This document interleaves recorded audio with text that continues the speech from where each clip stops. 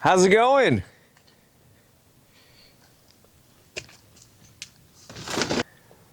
Now, as you guys have seen, we have the rack and pinion kit from Church Boys Racing to get installed, and so we're going to start on some of that today. I am still awaiting a response from them in regards to the rack itself because of those casting flaws that I saw in the bushing holes. So, and like I said before, because we plan on tracking this thing and having this on a road course, we want to make sure that that's not going to be a safety issue. But in the meantime, we can get to work on prepping everything else and getting those things installed, which is going to be removing some things, replacing some things, and putting in a new cross member, because when you do the kit, it actually takes the steering from going behind the front wheel to going in front of the front wheel.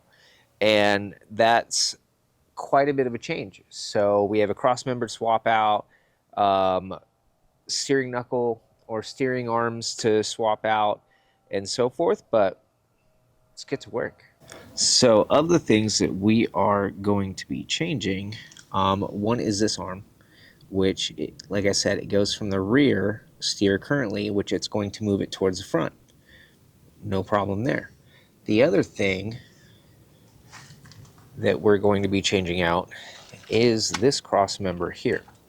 To be honest with you, I actually have it in the wrong orientation. It's supposed to be facing 180 degrees the other way, but this is actually going to be the cross member that gets put in place for the rack to be mounted to. So the rack is going to be in front of the rear wheels. The steering is going to all be in front of the rear wheels, but that's just how it goes.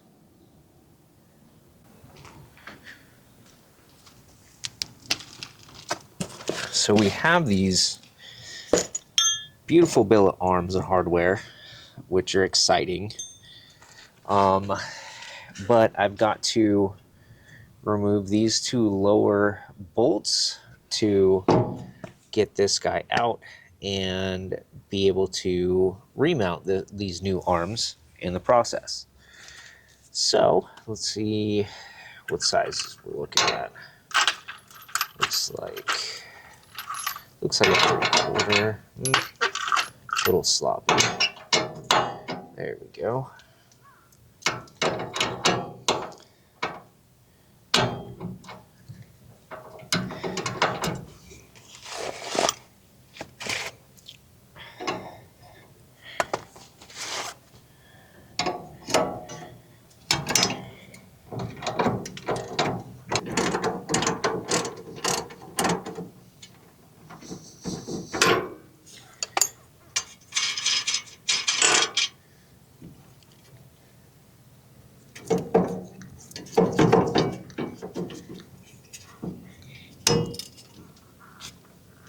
Come on.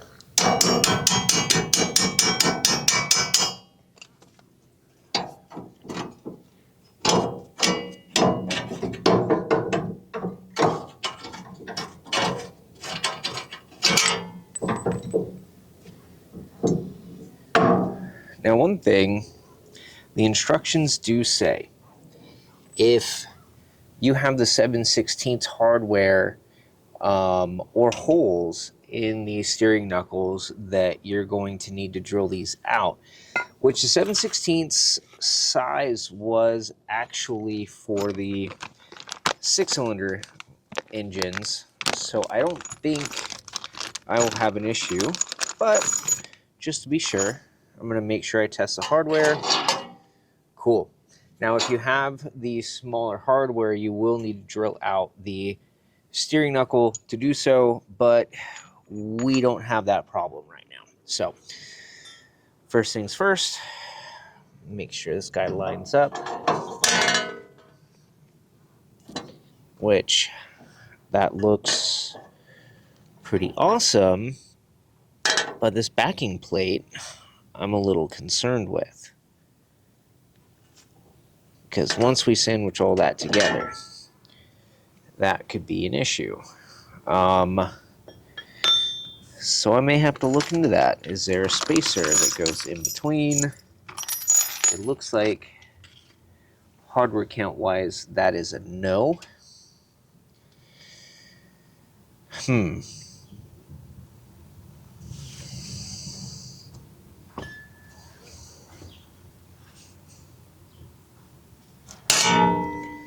Because that one definitely doesn't fit that way. They have this recess that is supposed to be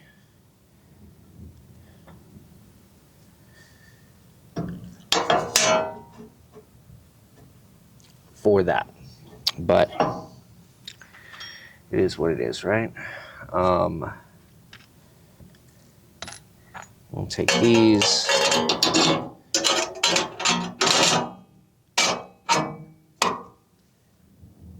Slide those in. Those are pretty long. I mean, the other one, the factory ones for the other direction were long too. So really inconsequential, I believe. But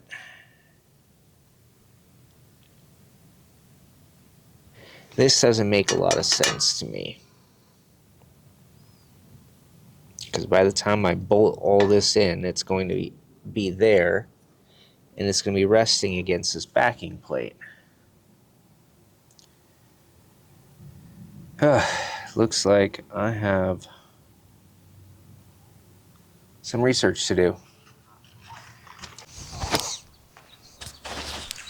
Well, I guess with this part on hold, maybe I'll move ahead and work on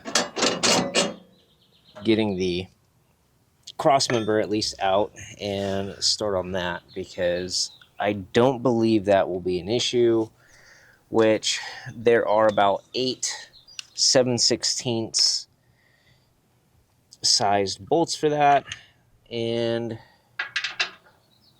it should go pretty smoothly. I'm hoping. So we're 0 for 1, maybe 0 for 2 on the day, and that's just the way it goes. We become our own engineers when we are dealing with modifying cars, and sometimes things work out, sometimes things don't, and we keep moving the best we can. I feel pretty lucky that no matter what, this cross member needs to come out and needs to get moved. So realistically, it being 180 degrees backwards is not the end of the world for me. But I'm going to undo these 8 bolts, and we'll at least start putting that in.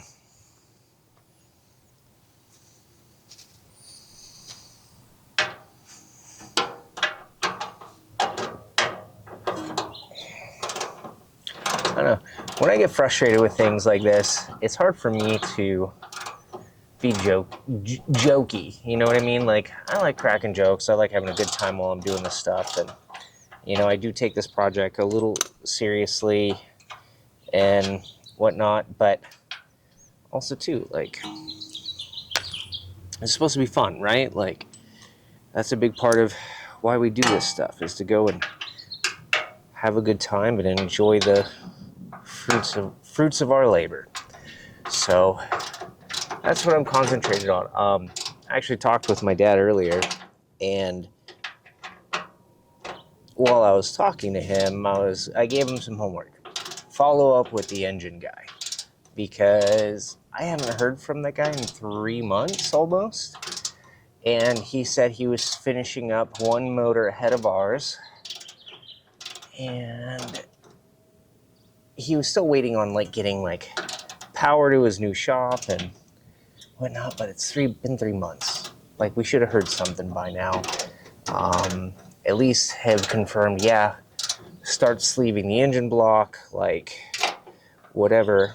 But hopefully I'll get an answer to that, and hopefully I'll get BBL Drizzy out of my head. That'd be nice too.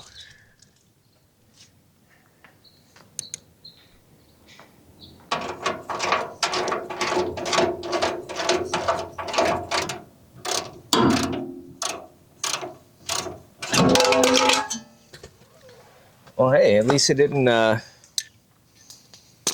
fall and ding up anything, but I'm not bothered by that so much. Oop. Maybe reposition here to do this, because, you know, leverage.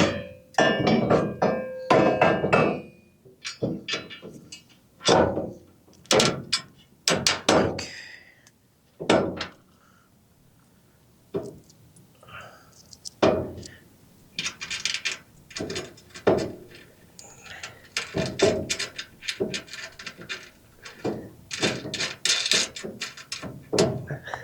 This thing will have a BBL once I'm done with it, that's for sure.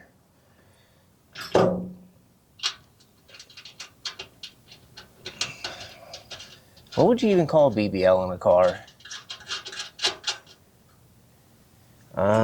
Big back.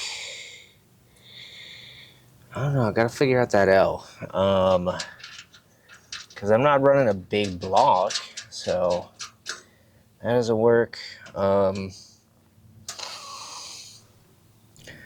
Okay, so one of the things that is a little bit tighter is this front bolt for the cross member, as it runs really close to where it kicks forward for the mounting on that. But all in all, I mean, super easy to get this thing in. It looks sturdy, that's for sure. Definitely feels sturdier than that factory cross mount that's below. But just got to keep rolling, do what we can do today.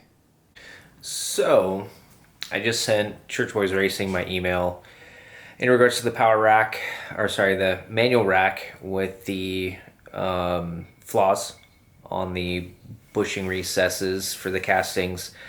So right now I'm hoping to see some response, giving some information on that. So stand by, I guess, before I can even really move forward. Also, I inquired about why it was that their instructions were off from what I received, and the billet arms on their instructions say that they say CBR. These ones don't say CBR. They say USA on them. So did they send me the right ones? Is that a generic set that they use for a kit that they make for somebody else? I don't know, but they hit my backing plates. So what do I do about that? Hopefully we'll find some answers.